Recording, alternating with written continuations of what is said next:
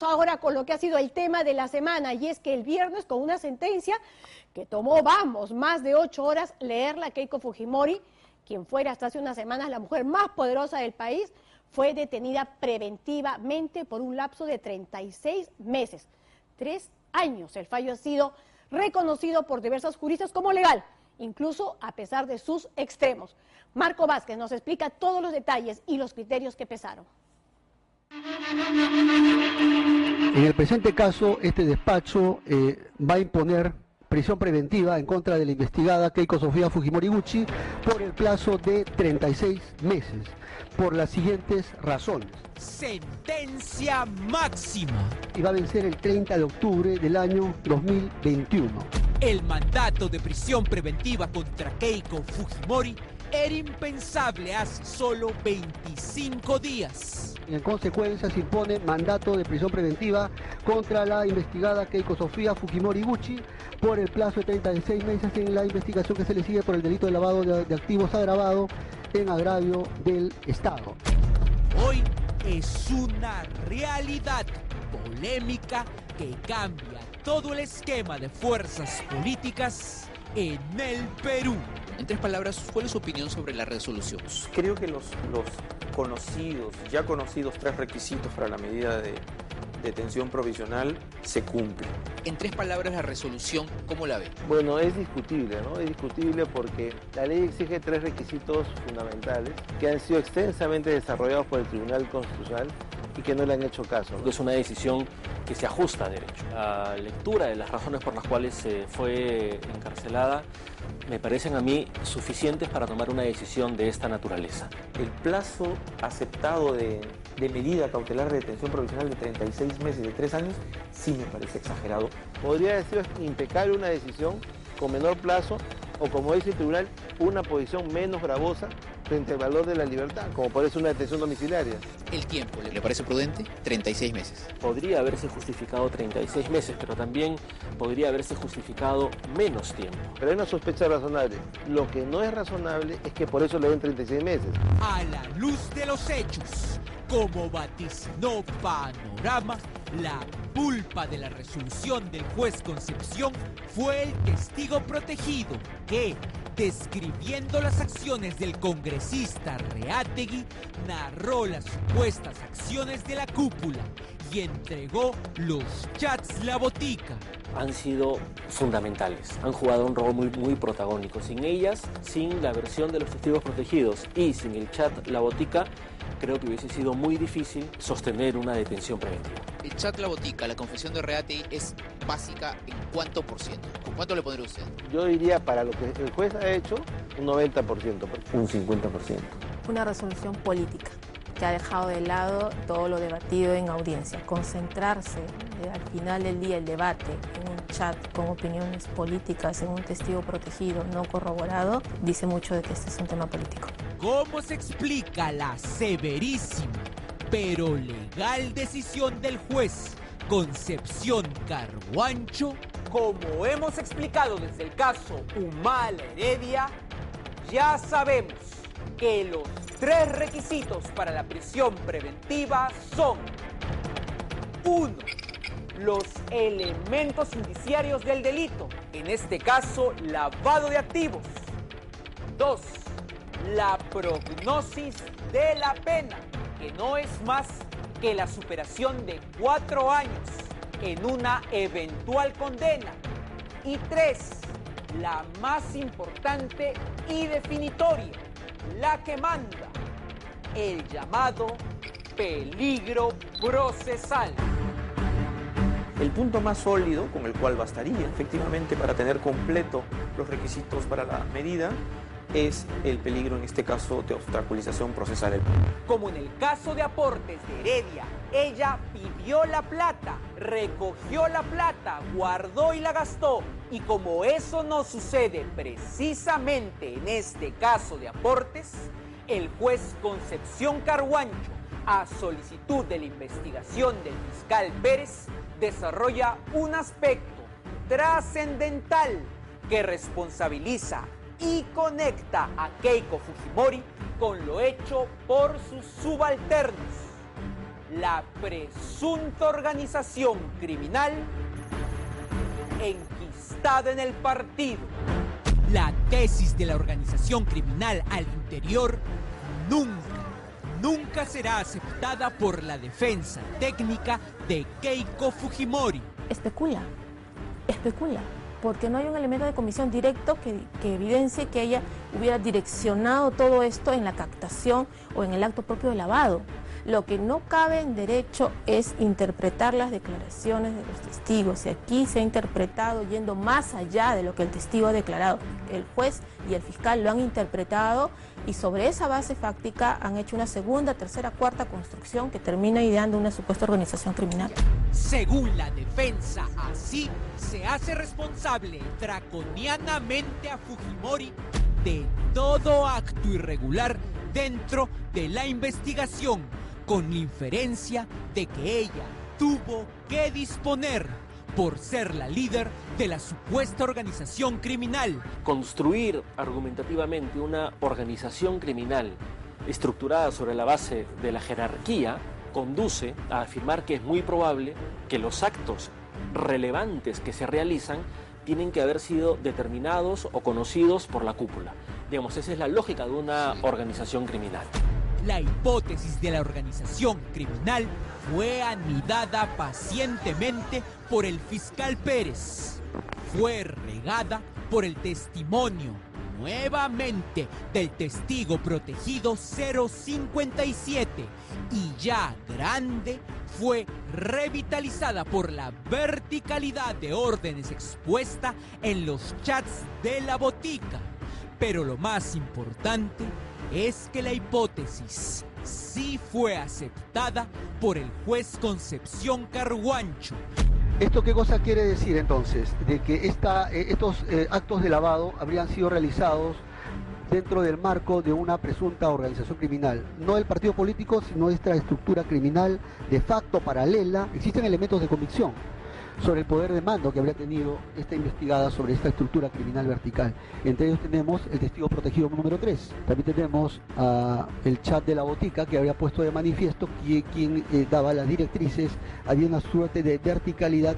Si era una organización criminal y ella era la líder, según el juez, todo estaba dicho. Ella, por lo tanto, dispuso. Esa es la palabra que utiliza.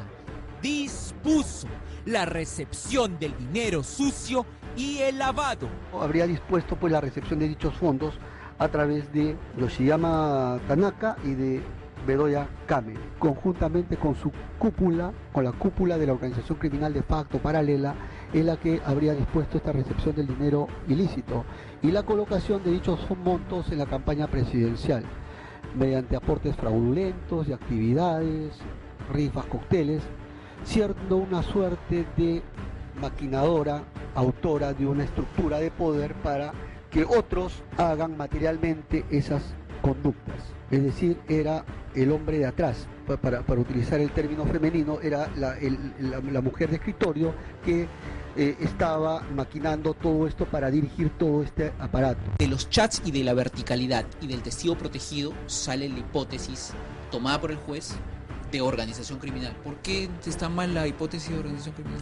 Porque a lo único que se limita el juez es a decir que en tanto Keiko Fujimori era líder del partido Fuerza Popular, era líder de una organización criminal. Y en base a eso empieza toda una argumentación. Cuando Concepción aceptó la posible organización criminal... En verdad que en el primer tercio de su discurso ya estaba la decisión tomada, ¿no? Y ya está tomada respecto a los demás también. Es una crónica de una decisión anunciada. Cuando lo hizo, dio check a Keiko como responsable de los indicios de la nutrida investigación que existe.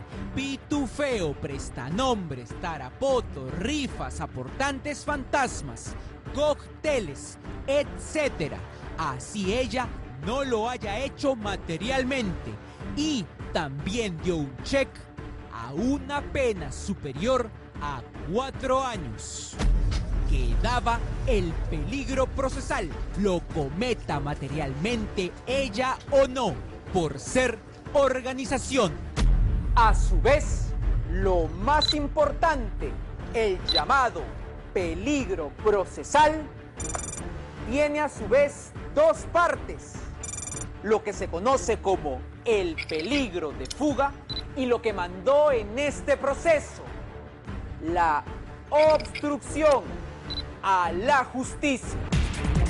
A las 3:47 de la tarde del miércoles pasado, Concepción entró a lo definitivo. Sexto, análisis del tercer tema sobre el peligro procesal. A pesar que analistas no lo mencionen, Concepción Carguancho sí achacó peligro de fuga a Keiko por 1. El documento de estrategia de la defensa técnica encontrado en casa de Silva Checa, del cual interesa destacar dos páginas. Página 10. Proponer actos de investigación a fin de dilatar una formalización. 2.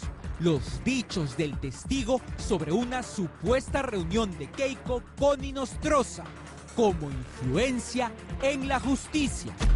Sobre lo primero, la defensa dice que es inaudito usar un documento privado interno de defensa en ese sentido. Sobre lo segundo, que Inostroza mismo ha dicho que no se reunió con Keiko Fujimori. Vemos la declaración del señor Inostroza, no testigo de la defensa, testigo de la fiscalía, dice que no conoce personalmente a Keiko Fujimori. Los descargos fueron desestimados por el juez Concepción Carguancho. Entonces es fuerte, es intenso, es alto el peligro de fuga de esta investigada. No por el lado del arraigo, el arraigo lo hemos dado por acreditado, pero hay otros datos que sí ponen de manifiesto peligro de fuga de esta investigada. Así llegamos a lo señalado como lo más fuerte. Peligro de obstaculización de la actividad probatoria en el caso concreto. En la obstaculización a la justicia se narraron 6 hechos. Estos son, aquí están. 1. Torcer voluntad de testigos. 2. Injerencia sobre el trabajo del fiscal Pérez. 3. El caso del miedo del testigo protegido. 4. Los informes técnicos a favor de Fuerza 2011 de la OMPE. 5. La pericia contable también a favor de Fuerza 2011. 6. La perturbación de la congresista Luz Salgado en el allanamiento al local de Fuerza Popular de Paseo Colón. En ninguno se observa el nombre ni sindicación directa a Fujimori. Sin embargo, como dijimos, ella sería responsable por la hipótesis de líder de la organización. Hay hechos de menor magnitud, como que Luz Salgado le dijo a Pérez que allanaba un partido político, que no se estaba metiendo con cualquiera. Igual entró a la obstaculización. Decirle al fiscal que no sabe con quién se mete, un poco que nos lleva a interpretar otra cosa. Nos lleva a interpretar de que pretende amedrentar al fiscal para que no cumpla con sus funciones.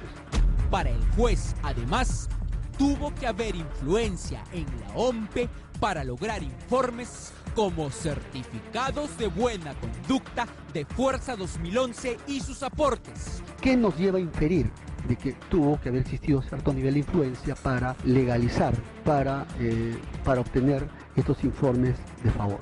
Lo que nos deja nuevamente con lo sustancial.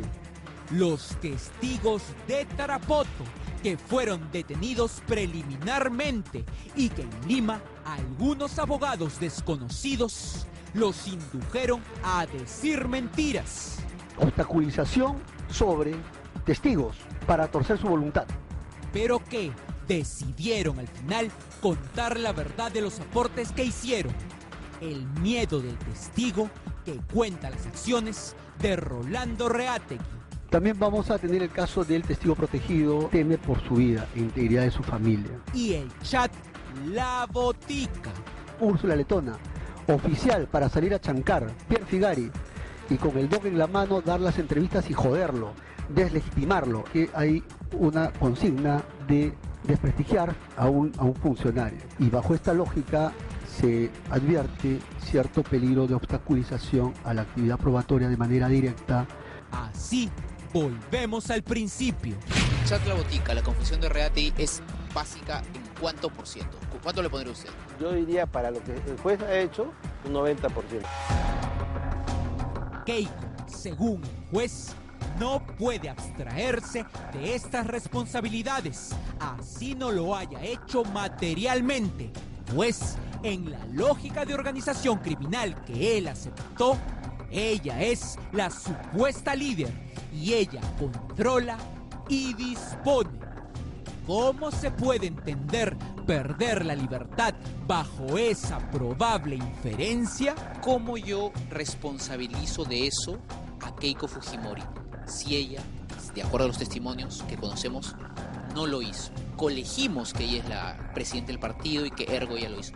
¿Cómo ese salto constituye peligro procesal? Tomando lo que me dice de la defensa, ¿no?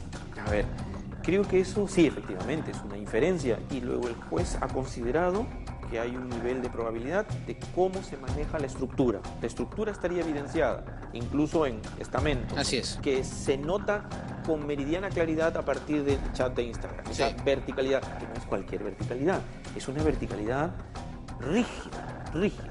No es difícil de imaginar que las cosas se hacen con la anuencia, el asentimiento de esta persona. Ellos podrían decir: oye, pero esta es mi posición política, yo estoy en un chat privado, yo he hablado mi posición política porque yo pienso que sí, pues ese señor nos odia, el fiscal Pérez nos odia, bla, bla, bla, y se fue a México, y yo sí quiero, pues, políticamente sacar su registro migratorio y quiero deslegitimarlo, pues. ¿Por qué esa posición política de algo que yo como político considero injusto contra mi líder, tú lo transformas en peligro procesal? Buena pregunta. Tienes mucha razón.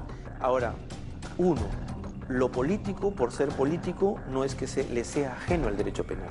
Uno judicializa la política porque la política ha desviado a una estructura de comisión de delitos. El adjetivo tan explícito, chancar, deslegitimar, ya implica pasar la línea, aunque sea privado, refleja el acuerdo tomado.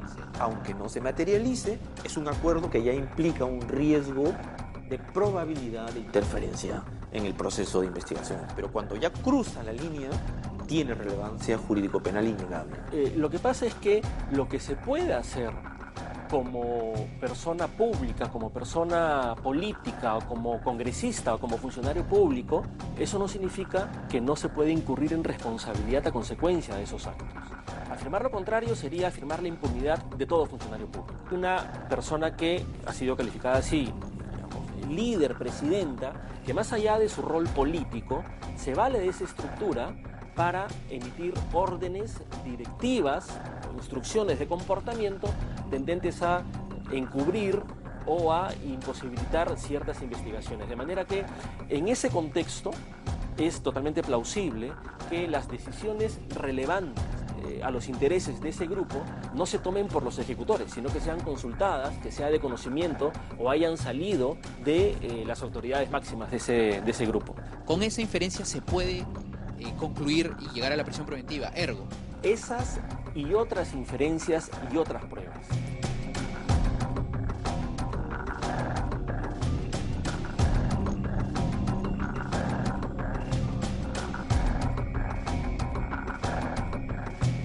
Las diferencias con el caso Heredia o Humal Heredia, a pesar de ser el mismo delito, son notablemente diferentes. En cuanto a tiempo, a los Humala Heredia 18 meses, a Keiko Fujimori 36, al número de personas por las que se pide prisión.